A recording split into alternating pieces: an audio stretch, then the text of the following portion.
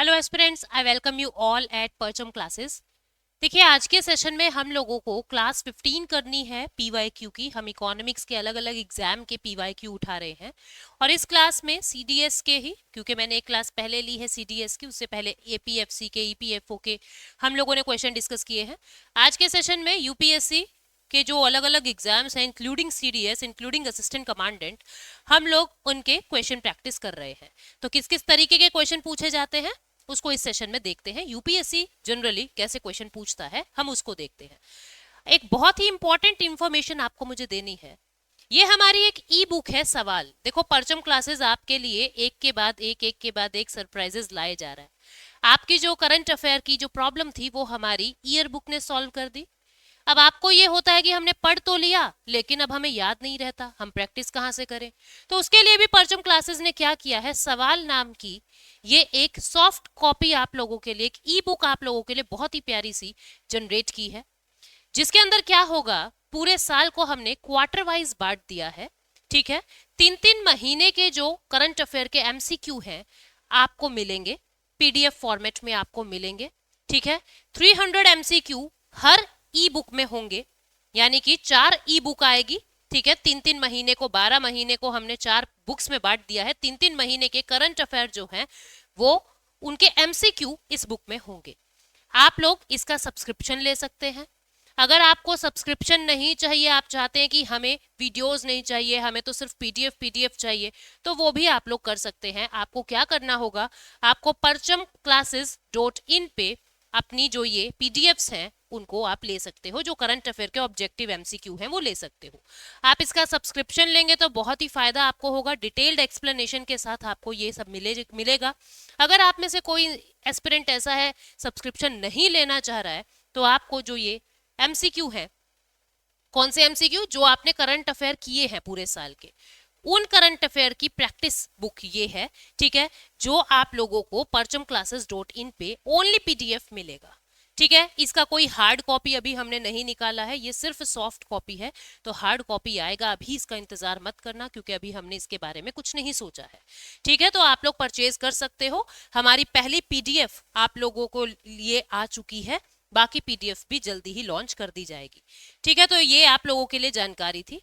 और जो कोर्सेज हैं वो आपको पता ही है, हमारे बैच पे चल रहे हैं। जनरल अवेयरनेस का कोर्स चल रहा है, इकोनॉमिक्स का कोर्स चल रहा है, स्पेशल आप किसी भी सब्जेक्ट के कोर्स जो है हमारी ऐप से ले सकते हो, ज्योग्राफी का, हिस्ट्री का, पॉलिटी का।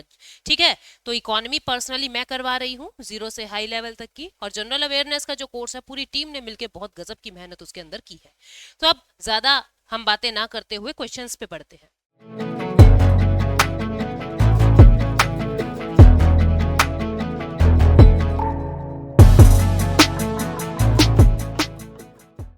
देखो, पहला क्वेश्चन क्या कह रहा है, पहला क्वेश्चन क्या कह रहा है कि असर्शन रीजन क्वेश्चन है। दो चीजें आपको बताई हुई है, असर्शन और रीजन। ठीक है, दो चीजें आपको बताई हुई है, एक है रीजन और एक है असर्शन। असर्शन एक स्टेटमेंट दे दिया, आपको पहचानना है क्या वो सही है। फिर रीजन एक स्टेटमेंट दे दिया, आपको पहचानना है क्या वो सही है। और साथ में ही आपको ये भी देखना है कि जो ये रीजन है क्या वो असर्शन से मेल खाता है। ठीक है, तो देखते हैं असर्शन क्या कह रहा है। असर्शन कह रहा है कि इंडिया का जो फॉरेक्स रिजर्व है वो $450 बिलियन को क्रॉस कर गया for the first time ever. ये बात बिल्कुल सही है। अभी पीछे ही आप देखोगे कि भारत के अंदर जो फॉरेक्स है वो तेजी से बढ़ रहा था, और $450 बिलियन को पहली बार क्रॉस किया है भारत का फॉरेक्स। ठीक है, तो ये बात बिल्कुल सही है। Reserve rose due to increase in foreign currency asset, ये बात बिल्कुल सही है कि ये क्यों बढ़ रहा था, क्योंकि जो विदेशी मुद्राएं हैं वो भारत में बहुत आ रही थी, फॉरेन करेंसी एसेट भारत के अंदर ज्यादा आ रहे थे, जिसकी वजह से हमारा फॉरेक्स बढ़ता चला गया। यानी दोनों स्टेटमेंट बिल्कुल सही है, और reason is the correct explanation for assertion. Option क्या आ जाएगा, A, both A and R are true and R is the correct explanation of A. ठीक है, उसके बाद नेक्स्ट क्वेश्चन क्या कहता है, नेक्स्ट क्वेश्चन कहता है कि इन अ कॉल मनी मार्केट में बोरोइंग और लैंडिंग कितने समय के लिए होती है। कॉल मनी मार्केट में आप जो पैसे की लेन देन करते हो कितने समय के लिए, मैंने आपको बताया था कॉल मनी होता है, नोटिस मनी होता है। कॉल मनी में फॉर 1 डे होता है, नोटिस मनी में 14 डेज के लिए होता है, कॉल मनी में 1 to 2 डेज मैक्सिमम होता है। तो यहाँ आंसर क्या आ जाएगा, 1 डे। आंसर क्या आ जाएगा, एक दिन के लिए सारी ट्रांजेक्शन होती है। नेक्स्ट क्वेश्चन क्या कह रहा है? नेक्स्ट क्वेश्चन कहता है what will be the consequences of increasing the CRR। अब आपको पता है ना CRR क्या होता है? जो भी बैंक का टोटल NDTL होता है, बैंक का जो भी टोटल NDTL होता है, तो उसके अंदर क्या होता है, उसका एक X%, अभी के लिए 4%। आरबीआई ने क्या कह रखा है कि आप किसी को लोन में नहीं देंगे, आप इसको अपने पास रिजर्व के फॉर्म में रखोगे। उसी को ही हम CRR, कैश रिजर्व रेशो कहते हैं, और ये पैसा सिर्फ कैश में रखा जाता है। अब CRR जितना ज्यादा बढ़ेगा, 4% से 8% हो गया, 8 से 12% हो गया, जितना ज्यादा CRR बढ़ेगा उतना ही ज्यादा रिजर्व बैंक अपने पास रखेगा, उतना ही ज्यादा रिजर्व बैंक अपने पास रखेगा, यानी उतना ही कम लोन वो मार्केट में देगा, यानी उतनी ही कम डिमांड मार्केट वाले करेंगे और उतनी ही कम महंगाई मार्केट में होगी। ठीक है, तो मतलब अगर हमने 4% से बढ़ा के इसको 8% कर दिया, तो मार्केट में अब सिर्फ और सिर्फ 92% पैसा ही घूमेगा। ये जितना ज्यादा बढ़ेगा इन्फ्लेशन उतना कंट्रोल होगा। तो ये क्या कह रहा है कि अगर हम CRR को इंक्रीज कर दें तो इन्फ्लेशन में राइज होगा, इंटरेस्ट रेट बढ़ जाएंगे, flow of money toward bank बढ़ जाएगा। तो ये क्या कह रहा है, इन्फ्लेशन में राइज तो नहीं होगा, इन्फ्लेशन में तो डिक्रीज हो जाएगा। मैंने अभी आपको समझाया, जैसे ही आप CRR को बढ़ा दोगे तो उससे क्या होगा, आपका इन्फ्लेशन कंट्रोल हो जाएगा, क्योंकि इकोनॉमी में पैसा जो है वो कम हो गया है। ठीक है, इंटरेस्ट रेट महंगे हो जाएंगे, बिल्कुल सही बात है, क्योंकि अब लोन देने के लिए जो अमाउंट है वो बहुत कम हो गया। लोन देने के लिए जो अमाउंट है वो बहुत कम हो गया। बैंकों को क्या ऑर्डर मिल गया है, बैंक्स को, कि भाई आप अपने पास रिजर्व रखो, लोन मत दो। तो यानी अब मांगने वाले तो बहुत सारे हैं और पैसा है थोड़ा सा जिसको लोन में दे सकते हैं, तो ऑब्वियस सी चीज है, लैंडिंग रेट्स ऑफ इंटरेस्ट बढ़ जाएंगे, वो महंगा मिलने लगेगा। ठीक है, तो ये बात बिल्कुल सही है, बैंक्स की तरफ पैसा बढ़ेगा नहीं घटेगा, क्योंकि बैंक को क्या कहा कि तुम रिजर्व में रख लो, इसको मार्केट में नहीं निकालोगे। ठीक है, तो ये हमारा ऑप्शन क्या आ जाएगा, option B for boy, increase in interest rate. ठीक है, नेक्स्ट क्वेश्चन क्या कहता है, कहता है ये कुछ स्टेटमेंट्स हैं, उसके बारे में आपको करेक्ट स्टेटमेंट छांटनी है। ठीक है, पहले सबसे पहले क्वेश्चन में देखा करो करेक्ट पूछा है या इनकरेक्ट पूछा है। कभी कभी हमें क्वेश्चन आता होता है बहुत अच्छे से, हमको पता है, लेकिन वो करेक्ट इनकरेक्ट के चक्कर में पूछा इनकरेक्ट है, लगा करेक्ट आते हैं। तो आप सबसे पहले तो ये अंडरलाइन किया कीजिए यूपीएससी वालों स्पेशली, कि करेक्ट पूछा है या इनकरेक्ट। तो यहाँ पे करेक्ट पूछा है। ये क्या कह रहा है, GDP is always higher than the GNP. देखो GDP plus NFIA, GDP plus NFIA क्या होता है, जीएनपी। पहले तो एक कॉमन सेंस ये लगा लेना कि जीडीपी में हम कुछ ऐड कर रहे हैं, जीडीपी में हम कुछ ऐड कर रहे हैं, लेकिन ये क्या कह रहा है कि GDP is always higher than. भाई जीडीपी में कुछ ऐड किया तो जीएनपी आएगा। आपको यहां से क्या दिख रहा है कि जीएनपी जो है वो बड़ा होगा जीडीपी से, पर ये भी हमेशा सही नहीं होता, और जीएनपी हमेशा छोटा हो ये भी हमेशा सही नहीं होता। ये जो ऑलवेज वाला वर्ड है ये यहाँ पे गड़बड़ कर रहा है। GDP is always higher than the gross national product. कई बार एनएफआईए माइनस में आता है, कई बार एनएफआईए माइनस में आ जाता है, तो उस केस में आपका जीएनपी छोटा हो जाएगा। अगर एनएफआईए प्लस में आ रहा है उस केस में आपका जीएनपी बड़ा हो जाएगा। तो हम कह ही नहीं सकते बड़ा होगा या छोटा होगा, तो इस ऑलवेज की वजह से ये चीज बिल्कुल गलत है। अब जिन एस्पिरेंट को नहीं पता जीएनपी क्या है, जीडीपी क्या है, प्लीज एक बार नेशनल इनकम वाली वीडियो पे चले जाना प्लेलिस्ट में, आपको वहां डिटेल में पता लग जाएगा। अगली स्टेटमेंट क्या कहा है, मतलब जहां एक दिखाई दे रहा है आपको उसको तो हम कट कर देंगे। अगली स्टेटमेंट कह रहा है net national product at factor cost, यानी एनएनपी एट फैक्टर कॉस्ट, ये हमारी नेशनल इनकम होती है। ये बात बिल्कुल सही है, ये हमारी नेशनल इनकम होती है। थर्ड स्टेटमेंट यानी दो जिसमें आएगा वो तो आएगा, ठीक है, नन ऑफ द अबव भी कट गया है। अब 2, 3 और 4 तीन ऑप्शन रह गए। GDP represents the sum total of gross value added in all sectors without adjusting for taxes and subsidies by the government। ये GDP क्या कह रहा है, ये ग्रॉस वैल्यू एड, जितनी भी ग्रॉस वैल्यू ऐड हो रही है पूरे साल में उसका सबमिशन है। यहां तक तो ये बात बिल्कुल सही है, ठीक है, बट ये विदाउट गड़बड़ है। विदाउट एडजस्टिंग टैक्सेस नहीं आएगा, after adjusting taxes and subsidies. देखो टैक्स और सब्सिडीज को एडजस्ट करने के बाद जो आपकी ग्रॉस वैल्यू एडिशन हो रहा है उसको जीडीपी कहते हैं। तो थर्ड स्टेटमेंट भी गलत है, जहां थर्ड दिखा वो भी काट दिया, मोर देन वन ऑप्शन भी गलत हो गया, आंसर क्या आ गया, 2 ओनली। आंसर क्या आ गया, 2 ओनली।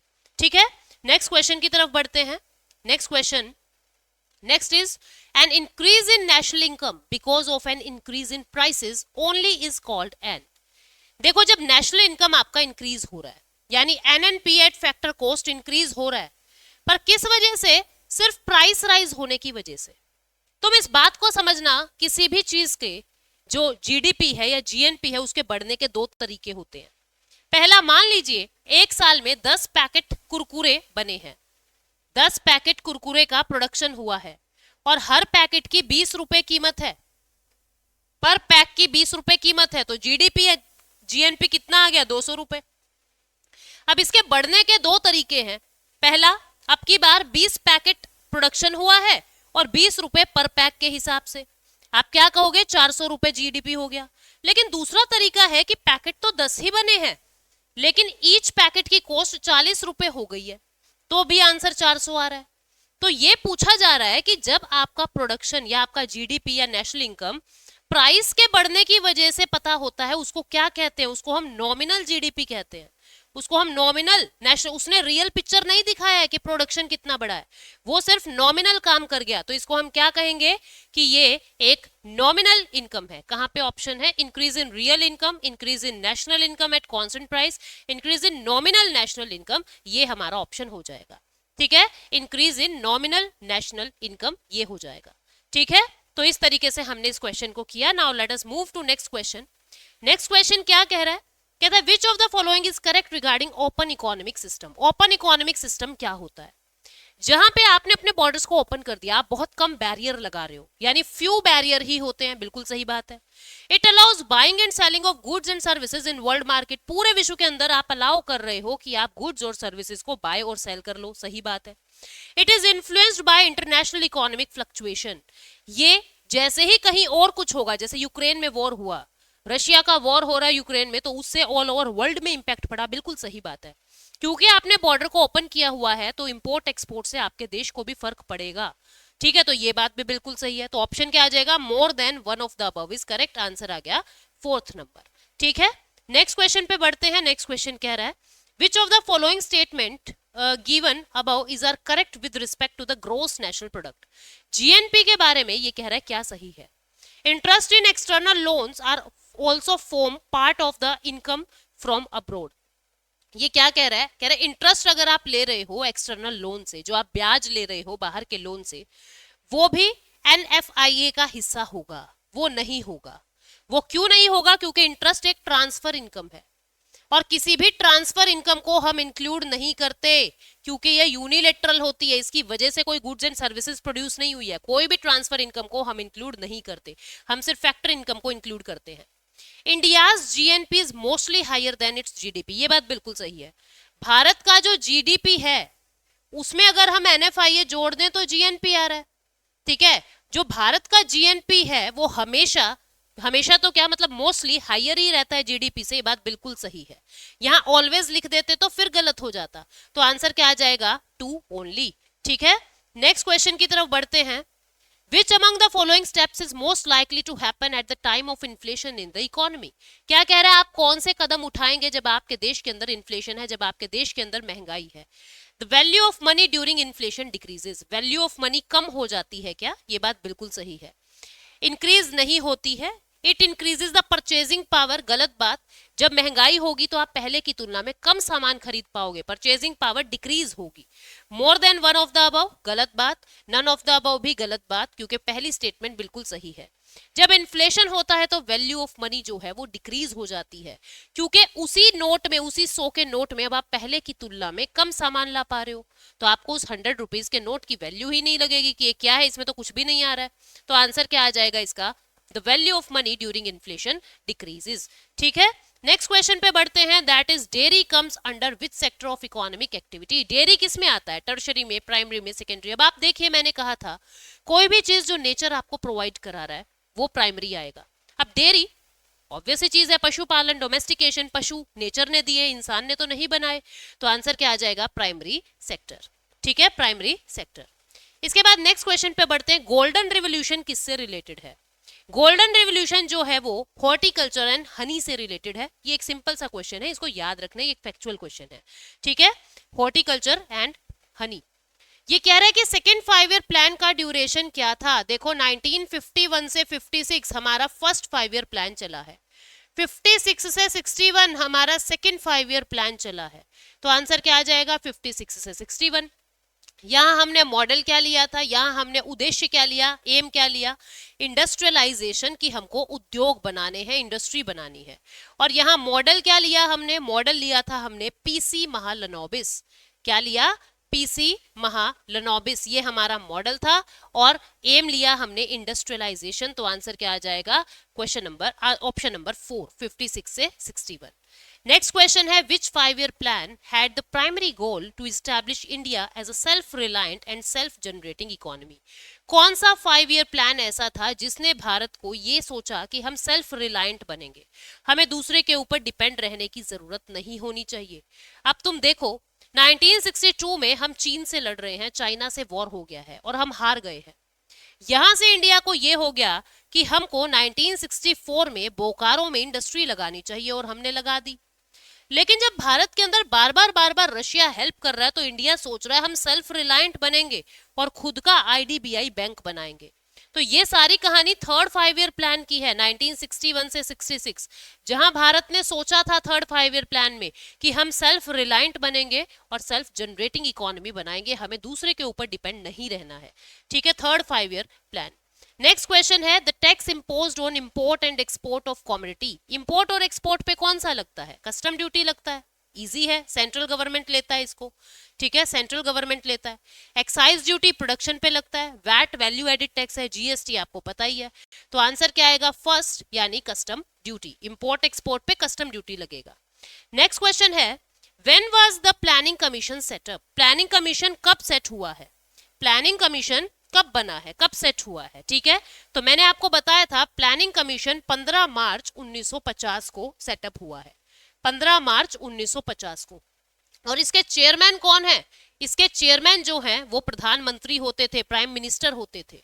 लेकिन 1 जनवरी 2015 को प्लानिंग कमीशन की जगह क्या ले आए, नीति आयोग ले आए, जिसके चेयरमैन भी प्रधानमंत्री ही होते हैं। तो आंसर क्या आएगा, 1950, 15 मार्च 1950 को इसका एस्टैब्लिशमेंट हुआ था। नेक्स्ट क्वेश्चन की तरफ बढ़ते हैं, that is GDP of a country is. GDP क्या होता है, total value of tradable goods, not tradable goods, it is the sum of all final goods। ठीक है, total value of monetary and non monetary नहीं, non monetary GDP में include नहीं होंगे। जैसे आपकी मम्मी आपके लिए काम कर रही है, वो सर्विसेज हम इसमें इंक्लूड नहीं करेंगे, वो नॉन मॉनेटरी है। Total value of economic transactions done with in a country with in a year. Total value of economic transaction नहीं, इकोनॉमिक ट्रांजैक्शन नहीं, total value of production, value added. ठीक है, तो इसमें से कोई भी सही नहीं है, आंसर क्या आएगा, नन ऑफ द अबव। तो क्या होता है, टोटल वैल्यू जो भी आपने जितनी भी वैल्यूज ऐड की हैं, जितने भी आपने प्रोडक्शन किया है पूरे साल का, उन फाइनल गुड्स की मार्केट कॉस्ट का जो सम होता है उसको जीडीपी कहते हैं। मैंने पहले भी बताया, नहीं पता तो बेसिक वाली प्लेलिस्ट में जाके देखना। During which 5 year plan did India opt for a mixed economy. हमने मिक्स्ड इकोनॉमी को कब ऑप्ट किया है, तो सेकेंड 5 ईयर प्लान में भारत ने सोच लिया था कि हम सोशलिज्म को छोड़ के हम मिक्स्ड इकोनॉमी की तरफ जाएंगे। पहले इंडिया सोशलिस्ट इकोनॉमी की तरफ टिल्टेड था, लेकिन फाइनली भारत ने सेकेंड 5 ईयर प्लान में कहा हम मिक्स्ड इकोनॉमी में जाएंगे, यहाँ प्राइवेट और पब्लिक दोनों प्लेयर्स जो है वो काम कर सकेंगे बिना किसी दिक्कत के। तो आंसर क्या आ जाएगा, third 5 year second 5 year plan. ठीक है, second 5 year plan. Next question है, if the actual unemployment rate is below the natural rate of unemployment. मान लीजिए नेचुरल रेट है 4%, भाई 4% लोग बेरोजगार हैं, 4% लोग अनएम्प्लॉयड हैं।